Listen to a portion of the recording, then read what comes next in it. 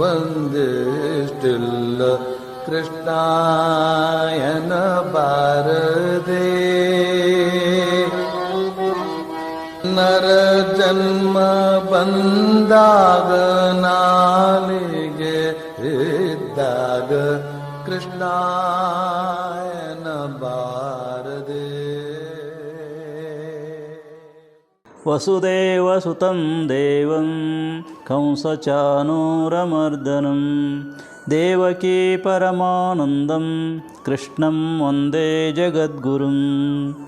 ದಿವ್ಯಮೂರ್ತಿ ಅಪ್ಪಣೆಯಂತೆ ಚತುರ್ಮುಖನು ದೇವಮಾನದ 106 ವರ್ಷಗಳವರೆಗೆ ತಪಸ್ಸು ಮಾಡಿ ಅದ್ಭುತವಾದ ಶಕ್ತಿಯನ್ನು, ಅಖಂಡವಾದ ಜ್ಞಾನವನ್ನು ಪಡೆದನು.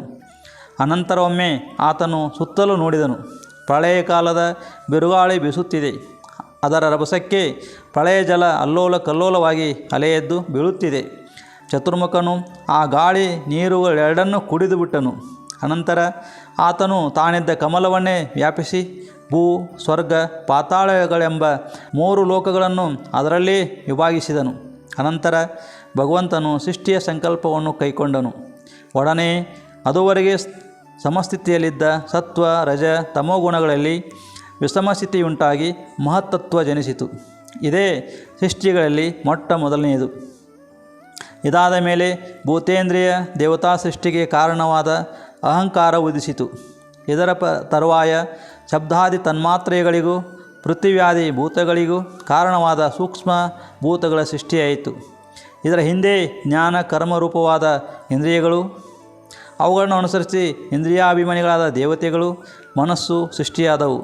6ನೇದಾಗಿ ಅವಿದ್ಯೆಯು ಸೃಷ್ಟಿಯಾಯಿತು.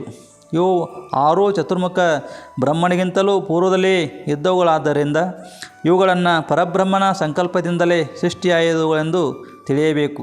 ಆದ್ದರಿಂದಲೇ ಇವನ್ನು ಪ್ರಾಕೃತ ಸೃಷ್ಟಿ ಎಂದು ಕರೆಯುತ್ತಾರೆ. ಇನ್ನು ಚತುರ್ಮುಖ ಬ್ರಹ್ಮನಿಂದ ಸೃಷ್ಟಿಯಾದ ವೈಕೃತ ಸೃಷ್ಟಿಯಲ್ಲಿ ಸ್ಥಾವರ, ತಿರ್ಯಕ್, ಮಾನವ ಎಂದು 3 ವಿಧ. ತರುಳತೆ, ಗುಲ್ಮಾದಿ ಸಸ್ಯವರ್ಗಕ್ಕೆ ಸೇರಿದವುಗಳು ಸ್ಥಾವರಗಳು. ಇವು ಚಲಿಸಲಾರವು.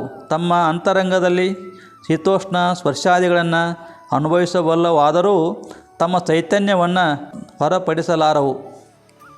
ತಿರ್ಯಕ್ ಜಾತಿಗೆ ಸೇರಿದವುಗಳು ಚಲಿಸಬಲ್ಲವಾದರೂ ಪೂರ್ವಾಪರ ಜ್ಞಾನವುಳ್ಳವುಗಳಲ್ಲ. ಕೇವಲ ಮೂಗಿನಿಂದ ತಮ್ಮ ಇಷ್ಟಾನಿಷ್ಟಗಳನ್ನು ತಿಳಿದುಕೊಳ್ಳುತ್ತವೆ. ಆಹಾರ, ನಿದ್ರಾ, ಭಯ, ಮೈಥುನಗಳನ್ನು ಮಾತ್ರ ಅವು ಬಲ್ಲವು. ಇವುಗಳನ್ನು 28 ಜಾತಿಗಳಾಗಿ ವಿಭಾಗಿಸುತ್ತಾರೆ. ಇನ್ನು ಮಾನವ ವರ್ಗ, ಇವರು ರಜೋಗುಣ ಪ್ರಧಾನರಾಗಿ ಕರ್ಮನಿರತರಾಗಿರುವರು. ಕಾಮ ಕ್ರೋಧಗಳಿಂದ ತುಂಬಿದವರು. ದುಃಖವನ್ನೇ ಸುಖವೆಂದು ಭಾವಿಸಿ ದುಡಿಯುವರು. ದೇವತೆಗಳು ಪ್ರಾಕೃತ ಸೃಷ್ಟಿಗೆ ಸೇರಿದವರೆಂದು ಮೇಲೆ ಹೇಳಿದೆಯಾದರೂ ಅವರು ವೈಕೃತ ಸೃಷ್ಟಿಯಲ್ಲೇ ಸೇರಿಕೊಳ್ಳುತ್ತಾರೆ.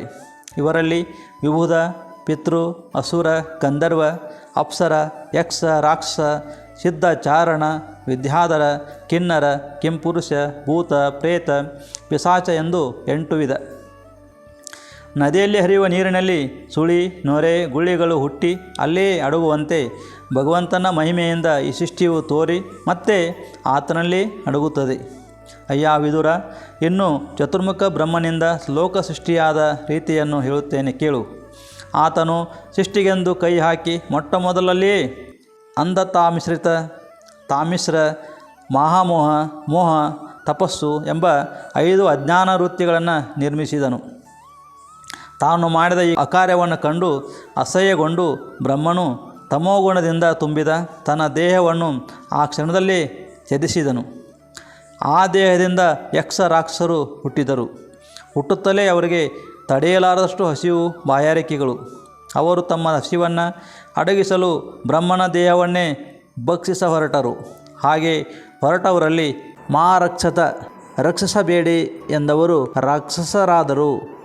ತ್ಯಕ್ಷ್ವತಂ, ತಿಂದು ಹಾಕಿರಿ ಎಂದವರು ಯಕ್ಷರಾದರು. ಹೀಗೆ ಅವರು ತನ್ನ ದೇಹವನ್ನೇ ತಿನ್ನ ಹೊರಟವರನ್ನು ಕಂಡ ಬ್ರಹ್ಮನು ಭಯದಿಂದ, ಅಯ್ಯ, ನೀವು ನನ್ನ ಮಕ್ಕಳು, ನನ್ನನ್ನು ರಕ್ಷಿಸಬೇಕೇ ಹೊರತು ಭಕ್ಷಿಸಬಾರದು ಎಂದು ಹೇಳಿ ತಮೋಗುಣವನ್ನು ಹೋಗಲಾಡಿಸುವ ತೇಜಸ್ಸನ್ನು ಹೊರಹೊಮ್ಮಿ ದೇವತೆಗಳನ್ನು ಸೃಷ್ಟಿಸಿದನು. ತೇಜಸ್ಸಿನಿಂದ ತೊಳಗಿ ಬೆಳಗುತ್ತಾ ಸಾತ್ವಿಕ ಸ್ವಭಾವದವರಾಗಿದ್ದ ಆ ದೇವತೆಗಳು ಬ್ರಹ್ಮನ ದೇಹದಿಂದ ಹೊರಹೊಮ್ಮುತ್ತಿದ್ದ ಆ ತೇಜಸ್ಸಿನಿಂದ ಪ್ರಭಾ ಶರೀರವನ್ನು ಪಡೆದರು. ಬ್ರಹ್ಮನ ಜಗನ ಪ್ರದೇಶದಿಂದ ಅಸುರರು ಉದಿಸಿದರು. ಅವರು ಅತ್ಯಂತ ಕಾಮುಕರು. ಅವರು ಕಾಮೋದ್ರೇಕದಿಂದ ತಂದೆಯಾದ ಬ್ರಹ್ಮನನ್ನೇ ಕಾಮಕೇಳಿಗೆ ಕರೆದರು. ಬ್ರಹ್ಮನಿಗೆ ಅದನ್ನು ಕಂಡು ನಗು ಬಂತು. ಆದರೆ ಅದು ನಗುವ ಕಾರ್ಯವಾಗಿರಲಿಲ್ಲ. ಆ ಅಸುರರು ಬ್ರಹ್ಮನ ಮೇಲೆ ಬಿದ್ದು ಆತನನ್ನು ಆಕ್ರಮಿಸ ಹೊರಟರು. ಇದನ್ನು ಕಂಡು ಲಜ್ಜೆಯೊಡನೆ ಭಯವೂ ಆಯಿತು ಬ್ರಹ್ಮನಿಗೆ. ಆತ ಶ್ರೀಹರಿಯಲ್ಲಿಗೆ ಹೋಗಿ ತನ್ನ ದುರವಸ್ಥೆಯನ್ನು ಹೇಳಿಕೊಂಡ. ಆಗ ಮಹಾವಿಷ್ಣು, ಅಯ್ಯ, ಅವರನ್ನು ಸೃಷ್ಟಿಸುವಾಗ ನೀನು ಹೊಂದಿದ್ದ ಕಾಮ ಸ್ವಭಾವವನ್ನು ಹೊರಹಾಕು, ಎಲ್ಲ ಸರಿ ಹೋಗುತ್ತದೆ ಎಂದನು. ಬ್ರಹ್ಮನು ಹಾಗೇ ಮಾಡುತ್ತಲೇ ಆ ಸ್ವಭಾವವು ಕಾಮೋದ್ರೇಕವನ್ನುಂಟು ಮಾಡುವ ಸಂಧ್ಯೆಯಾಗಿ ಪರಿಣಮಿಸಿತು. ದಿವ್ಯ ಸುಂದರಿಯ ರೂಪವನ್ನು ಪಡೆಯಿತು. ದಿವ್ಯ ಸುಂದರಿಯಾದ ಸಂಧ್ಯಾದೇವಿಯು ತನ್ನ ಕಾಲ್ಗೆಜ್ಜೆಗಳು ಗಲಗಲರೆನ್ನುವಂತೆ ವಯ್ಯಾರದಿಂದ ನಡೆಯುತ್ತಾ ಕಿರುಗೆಜ್ಜೆಯ ಒಡ್ಯಾಣದಿಂದ ಅಲಂಕೃತವಾದ ತನ್ನ ಚೀನಾಂಬರದ ನೇರಿಗಳನ್ನು ಚಿಮ್ಮಿಸಿದಳು. ಅಂದವಾದ ಅವಳ ದಂತಪಂಕ್ತಿಯನ್ನು, ನಸುದೋರುವ ಅವಳ ಆ ಮುಗುಳ್ನಗೆ, ತುಂಬಿದ ಎದೆಯನ್ನು, ಮುಚ್ಚಿರುವ ಸೀರೆಯ ಸೆರಗನ್ನು ಮೋಹಕವಾಗಿ ಮುಂದಕ್ಕೆ ಎಳೆದುಕೊಳ್ಳುವ ಆ ವಿಲಾಸ, ಹಣೆಯ ಮೇಲಿನ ಆ ಕಪ್ಪಾದ ಮುಂಗುರುಳು, ಆ ಎಸಳಾದ ಮೂಗು, ಮಾದಕವಾದ ಕಣ್ಣುಗಳು. ಕಾಮೋದ್ರೇಕದಿಂದ ಇದ್ದ ಆ ಸುರರು ಆಕೆಯನ್ನು ಕೊಂಡು ಹುಚ್ಚರಾದರು. ಅವೋ ರೂಪಂ, ಅವೋ ಧೈರ್ಯಂ, ಅವೋ ಅಸ್ಯ ನವಂ ವಯಃ. ಏನು ರೂಪ, ಏನು ಧೈರ್ಯ, ಏನು ನವಯೌವನ ಎಂದು ಅವರು ಬೆಕ್ಕಸ ಬೆರಗಾದರು. ಅವಳಲ್ಲಿ ಅಪಾರವಾದ ಅನುರಾಗವುಳ್ಳ ತಮ್ಮ ಕಡೆ ಕಣ್ಣೆತ್ತಿಯೂ ನೋಡದೆ ಕಾಮವಿಕಾರವೇ ಇಲ್ಲದವಳಂತೆ ತನ್ನ ಹಾದಿಯನ್ನು ಹಿಡಿದು ಹೋಗುತ್ತಿದ್ದ ಅವಳನ್ನು ಆ ಅಸುರರು ಅತ್ಯಂತ ಮೃದು ಮಧುರವಾಗಿ, ಏ ಮನೋಹರೇ, ನೀನಾರು, ಆರಮಗಳು, ಯಾವ ಕಾರ್ಯಕ್ಕಾಗಿ ಇಲ್ಲಿಗೆ ಬಂದೆ? ನಿನ್ನ ಅಮೂಲ್ಯವಾದ ಸೌಂದರ್ಯ ರತ್ನವನ್ನು ಮಾರುವುದಿಲ್ಲವೇನು? ಅದನ್ನು ಕೊಳ್ಳುವಷ್ಟು ಭಾಗ್ಯ ನಮಗಿಲ್ಲವೋ ಹೇಗೆ? ಅದನ್ನು ಕೊಳ್ಳಬೇಕೆಂದಿರುವ ನಮಗೆ ಅದನ್ನು ಮಾರದೆ ಏಕೆ ಸಂಕಟಪಡಿಸುವಿ? ನೀನು ಮಾನವಳೋ ದೇವತೆಯೋ ಯಾರಾದರೂ ಆಗಿರು, ನಿನ್ನ ದರ್ಶನವಾದುದೇ ನಮ್ಮ ಭಾಗ್ಯ. ನಿನ್ನನ್ನು ಕಂಡ ನಮ್ಮ ಚೇತನ ಅಟಗುಳಿಯ ಕೈಗೆ ಸಿಕ್ಕ ಪುಟ್ಟ ಚೆಂಡಿನಂತಾಗಿದೆ. ಚಪಲವಾದ ನಿನ್ನ ನಡಿಗೆ, ತೋರ್ಮೊಲೆಗಳ ಭಾರದಿಂದ ನಡುಗುವ ನಡು, ಕೊಂಕಾದ ಕಡೆಗಣ್ ನೋಟ, ಗುಂಗುರವಾದ ಮುಂಗುರುಳು, ಇವು ನಮ್ಮ ಹೃದಯವನ್ನು ಸೂರೆಗೊಂಡಿವೆ ಎಂದು ಹೇಳಿ ಆಕೆಯನ್ನು ಹಿಡಿದುಕೊಂಡರು. ಅಸುರರು ಸಂಧ್ಯೆಯ ಬೆನ್ನು ಹತ್ತಿದ್ದನ್ನು ಕಂಡು ಬ್ರಹ್ಮನಿಗೆ ಬಿಡುಗಡೆಯ ಸಮಾಧಾನವಾಯಿತು. ಆತನು ಸಂಧ್ಯಾಸೃಷ್ಟಿಗೆ ಕಾರಣವಾದ ತನ್ನ ದೇಹಭಾಗವನ್ನು ಮೂಸಿ ನೋಡುತ್ತಾ ಸಂಧ್ಯೆಯ ಸೌಂದರ್ಯ ಸಾರದಿಂದ ವಿಶ್ವಾವಸುವೆ ಮೊದಲಾದ ಗಂಧರ್ವರನ್ನು ಅಪ್ಸರನ್ನು ಸೃಷ್ಟಿಸಿದನು. ಅನಂತರ ಬ್ರಹ್ಮನು ತನ್ನ ಆಲಸ್ಯ ಸ್ವಭಾವವನ್ನು ಅವಲಂಬಿಸಿ ಅದರಿಂದ ಭೂತಗಳನ್ನು ಪಿಶಾಚಗಳನ್ನು ಸೃಷ್ಟಿಸಿದನು. ಅವು ತಲೆಯನ್ನು ಕೆರೆದುಕೊಂಡು ಬೆತ್ತಲೆಯಾಗಿ ನಿಂತಿರಲು ಆತನು ಅಸಹ್ಯಗೊಂಡು ಕಣ್ಣು ಮುಚ್ಚಿದನು. ಅವು ಆತನ ಆಲಸ್ಯ ರೂಪವಾದ ಆಕಳಿಕೆಯನ್ನು ಶರೀರವನ್ನಾಗಿ ಮಾಡಿಕೊಂಡವು. ಆದ್ದರಿಂದಲೇ ಅವುಗಳಲ್ಲಿ ನಿದ್ರೆ, ಉನ್ಮಾದ, ಆಲಸ್ಯಗಳು ಹೆಚ್ಚು. ಬ್ರಹ್ಮನು ತನ್ನ ಸೃಷ್ಟಿ ಕಾರ್ಯವನ್ನು ಮುಂದುವರಿಸಿ ಸಾಧ್ಯರನ್ನು, ಪಿತೃದೇವತೆಗಳನ್ನು ಅದೃಶ್ಯ ರೂಪದಿಂದ ನಿರ್ಮಿಸಿದನು.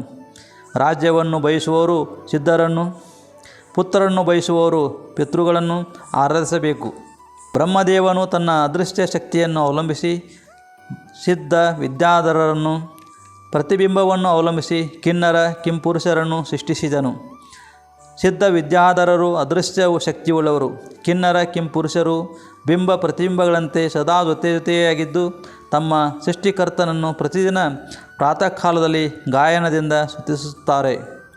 ಬ್ರಹ್ಮನು ತನ್ನ ಸೃಷ್ಟಿ ಕಾರ್ಯ ಇನ್ನೂ ಸಮರ್ಪಕವಾಗಿಲ್ಲವೆಂದು ಕ್ರೋಧದಿಂದಿದ್ದಾಗ ಆತನ ಶರೀರದಿಂದ ಉದುರಿದ ರೋಮಗಳು ಸರ್ಪಗಳಾದವು.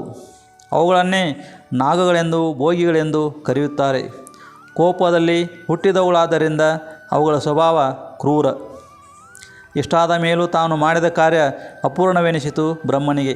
ಆತನು ಪಶ್ಚಾತ್ತಾಪದಿಂದ ಮನಶುದ್ಧಿಯನ್ನು ಪಡೆದು ಸನಕ, ಸನಂದನ, ಸನಾತನ, ಸನತ್ಕುಮಾರ ಎಂಬ 4 ಮಾನಸಪುತ್ರರನ್ನು ನಿರ್ಮಿಸಿದನು. ಅವರು ಜಿತೇಂದ್ರಿಯರು, ಪರಮ ವಿರಕ್ತರು, ಆತ್ಮಜ್ಞಾನ ತತ್ಪರರು. ಅವರನ್ನು ಕುರಿತು ಬ್ರಹ್ಮದೇವನು, ಅಯ್ಯ, ಲೋಕದ ಬೆಳವಣಿಗೆಯಾಗಿ ನಿಮ್ಮನ್ನು ಸೃಷ್ಟಿಸಿದ್ದೇನೆ. ನೀವು ಸಂತಾನವನ್ನು ಪಡೆದು ಆ ಕಾರ್ಯವನ್ನು ಮುಂದುವರಿಸಿ ಎಂದನು. ಆದರೆ ಅವರು ಆತನ ಮಾತನ್ನು ತಿರಸ್ಕರಿಸಿ ಧ್ಯಾನಮಗ್ನರಾದರು.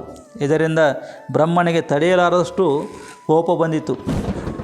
ಅದನ್ನು ಅಡಗಿಸಲು ಆತನು ಎಷ್ಟು ಪ್ರಯತ್ನಿಸಿದರೂ ಸಾಧ್ಯವಾಗದೆ ಅದು ಆತನ ಹುಬ್ಬುಗಳ ಮಧ್ಯೆ ಶಿಶು ರೂಪದಿಂದ ಜನಿಸಿ ಗಟ್ಟಿಯಾಗಿ ಅಳುತ್ತಾ, ಏ ಜಗದ್ಗುರು, ನಾನು ಎಲ್ಲಿರಲಿ, ನನ್ನ ಹೆಸರೇನು ಎಂದು ಕೇಳಿತು.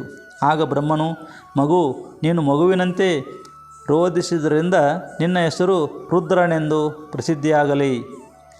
ನೀನು ಮನ್ಯು, ಮಹಾಕಾಲ, ಮಹಾಂತ, ಋತಧ್ವಜ, ಶಿವ, ಉಗ್ರಾತೀತ, ಭವ, ಕಾಲ, ವಾಮದೇವ, ಧೃತಋತ ಎಂಬ 11 ಹೆಸರುಗಳಿಂದ ಹೃದಯ, ಇಂದ್ರಿಯ, ಪ್ರಾಣ, ಆಕಾಶ, ವಾಯು, ಅಗ್ನಿ, ಜಲ, ಭೂಮಿ, ಸೂರ್ಯ, ಚಂದ್ರ, ತಪಸ್ಸುಗಳೆಂಬ 11 ಸ್ಥಾನಗಳಲ್ಲಿ ನೆಲೆಸು. ದಿ, ವೃತ್ತಿ, ಅಶನ, ಉಮಾ, ನಿಯತ್, ಸರ್ಪಿ, ಇಳಾ, ಅಂಬಿಕಾ, ಇರಾವತಿ, ಸುಧಾ, ದೀಕ್ಷಾ ಎಂಬ 11 ಮಂದಿ ನಿನ್ನ ಪತ್ನಿಯರಾಗುವರು. ನೀನು ಸಕಲ ಪ್ರಜೆಗಳಿಗೂ ಒಡೆಯನಾಗಿದ್ದುಕೊಂಡು ಪ್ರಜಾಸೃಷ್ಟಿಯ ಕಾರ್ಯದಲ್ಲಿ ತತ್ಪರನಾಗು ಎಂದು ಹೇಳಿದನು. ಬ್ರಹ್ಮನ ಆಜ್ಞೆಯಂತೆ ರುದ್ರನು ಬಲ, ಆಕಾರ, ಸ್ವಭಾವಗಳಲ್ಲಿ ತನ್ನಂತೆ ಇರುವ ಅನೇಕ ರುದ್ರಗಣಗಳನ್ನು ಸೃಷ್ಟಿಸಿದನು. ಅವರು ಗುಂಪು ಗುಂಪಾಗಿ ಹೊರಟು ಜಗತ್ತನ್ನೆಲ್ಲ ನಾಶ ಮಾಡಲು ಪ್ರಾರಂಭಿಸಿದರು. ಆಗ ಬ್ರಹ್ಮನು, ಅಯ್ಯ ರುದ್ರದೇವ, ಸರ್ವನಾಶ ಮಾಡುತ್ತಿರುವ ಇಂಥ ರುದ್ರರನ್ನು ಇನ್ನೂ ಸೃಷ್ಟಿಸಬೇಡ. ನೀನು ತಪಸ್ಸನ್ನಾಚರಿಸಿ ಸಕಲ ಭೂತಗಳಿಗೂ ಸುಖಕರವಾಗುವಂಥ ಸೃಷ್ಟಿಯಲ್ಲಿ ಉದ್ಯೋಗಿಸು ಎಂದನು. ಅಂತೆ ಆಗಲೆಂದು ಆತನು ತಪೋಮಗ್ನನಾಗಿರಲು ಇತ್ತ ಬ್ರಹ್ಮನ ತೊಡೆಯಿಂದ ನಾರದನು, ಉಂಗುಷ್ಟದಿಂದ ದಕ್ಷ ಬ್ರಹ್ಮನು, ಪ್ರಾಣದಿಂದ ವಸಿಷ್ಠನು, ಚರ್ಮದಿಂದ ಭೃಗುವು, ಕೈಯಿಂದ ಕೃತವು, ಹೊಕ್ಕಳಿಂದ ಪುಲಹನು, ಕಿವಿಗಳಿಂದ ಪುಲಸ್ತ್ಯನು, ಮುಖದಿಂದ ಅಂಗೀರಸ್ಸು, ಕಣ್ಣುಗಳಿಂದ ಅತ್ರಿಯು, ಮನಸ್ಸಿನಿಂದ ಮರಿಚಿಯು ಮೂಡಿ ಬಂದರು. ಅನಂತರ ಆತನ ಎದೆಯ ಬಲಭಾಗದಿಂದ ಧರ್ಮವು, ಎಡಭಾಗದಿಂದ ಮೃತ್ಯುವು ಹುಟ್ಟಿದರು. ಆತನ ಹೃದಯದಿಂದ ಕಾಮ ಜನಿಸಿತು, ಹುಬ್ಬಿನಿಂದ ಕ್ರೋಧ ಆವರಿಸಿತು, ಬಾಯಿಂದ ಸರಸ್ವತಿ ಹೊರಬಂದಳು. ಹಾಗೆ ಆತನ ಶರೀರದ ಇತರ ಭಾಗಗಳಿಂದ ಸಮುದ್ರ, ಕಲಿ ಸೃಷ್ಟಿಯಾದವು. ಆತನ ನೆರಳಿನಿಂದ ಮಹಾಮಹಿಮನಾದ ಕರ್ದಮ ಪ್ರಜಾಪತಿ ಉದಿಸಿ ಬಂದನು. ಹೀಗೆ ಬ್ರಹ್ಮನು ತನ್ನ ದೇಹ ಮನಸ್ಸುಗಳಿಂದ ಜಗತ್ತನ್ನೆಲ್ಲ ಸೃಷ್ಟಿಸಿದನು. ಸೃಷ್ಟಿ ಕಾರ್ಯವನ್ನು ಕೈಗೊಂಡ ಬ್ರಹ್ಮನು ತೇಜಸ್ವಿಗಳಾದ ಋಷಿಗಳನ್ನು ಸೃಷ್ಟಿಸಿದನಾದರೂ ಪ್ರಜಾ ಅಭಿವೃದ್ಧಿ ಕಾರ್ಯ ಮುಂದುವರಿಯಲಿಲ್ಲ.